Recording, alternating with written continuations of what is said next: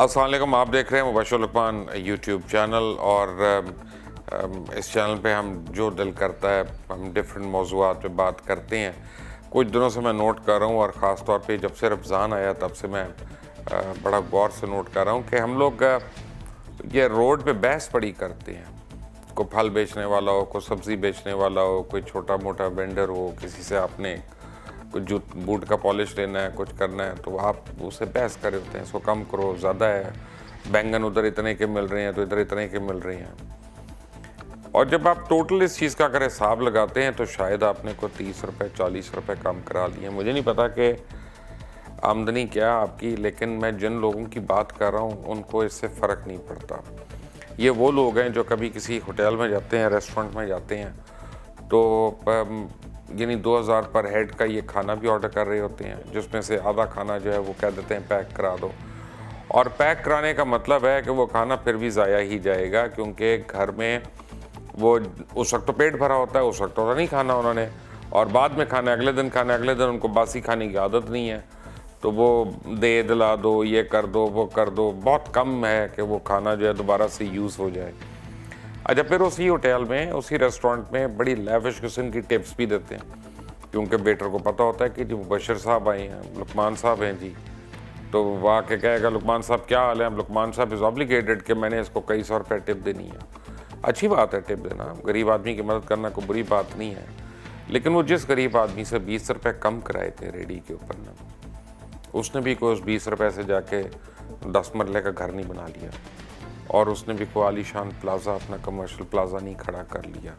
हम लोगों की एक अजीब ज़हनियत होती जा रही है कि जो मजबूर हैं हमारी सोसाइटी में, जो कमज़ोर हैं हमारी सोसाइटी में, हम उनके ऊपर और ज़ोर चलाते हैं। और हो सकता है कि होटल वाले हमसे ज़्यादा कमज़ोर ना हों, लेकिन वहाँ पे हमें अपनी नमूद और नुमाइश दिखानी है। वहाँ पे हमें दिखाना है कि हम बड़े मैग्नानिमस हैं, हम कितने बड़े हैं। काश हमें इतना हौसला हो जाए कि हम रेडी वालों से जितना भी उनका सामान है, हम बग़ैर कीमत पूछे हम उनसे वो सामान ख़रीद लिया करें, और जितने भी वो कहें हम उनको दे दें, और यही सोच के दे दें कि पता नहीं इस उम्र में ये बुज़ुर्ग जो बाहर रेडी पे धूप में खड़ा है या खड़ी हुई है, ये माँ के बराबर उम्र की औरत, इसकी क्या मजबूरी है?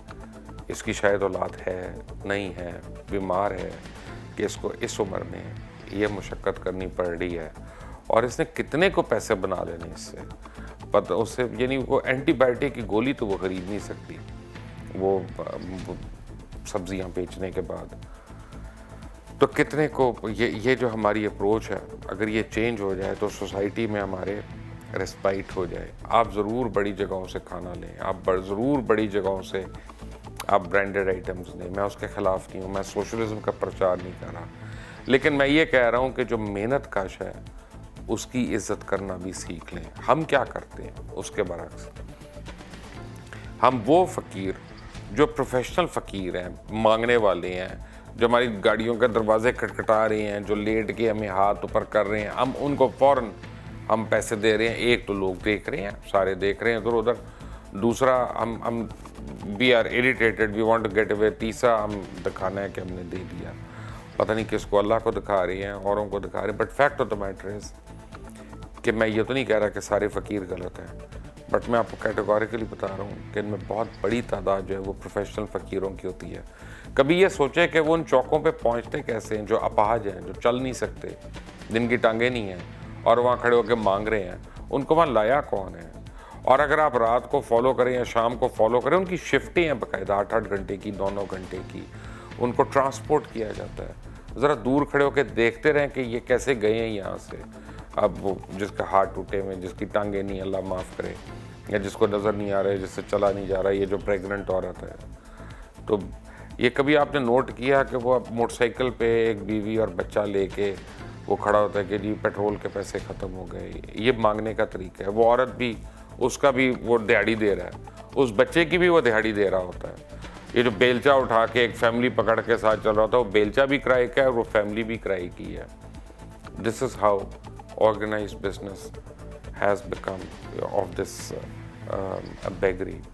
बेगरी। एक बहुत बड़ा ऑर्गेनाइज क्राइम है इस मुल्क में, और हमारे एटीट्यूड्स, हमारे सोशल एटीट्यूड से बेगरी जो है उसको सपोर्ट हो रही है। अगर हम ठेले वालों को, रेडी वालों को और उन बच्चों को जो भाग के आते हैं हमारी गाड़ी से ऑर्डर लेते हैं, हम उनको इतने पैसे दें कि शायद उनकी फ़ीस के पैसे पूरे हो जाएं, वो बेहतर है बनिस्बत प्रोफेशनल चोरों के, बनिस्बत प्रोफेशनल भिखारियों के।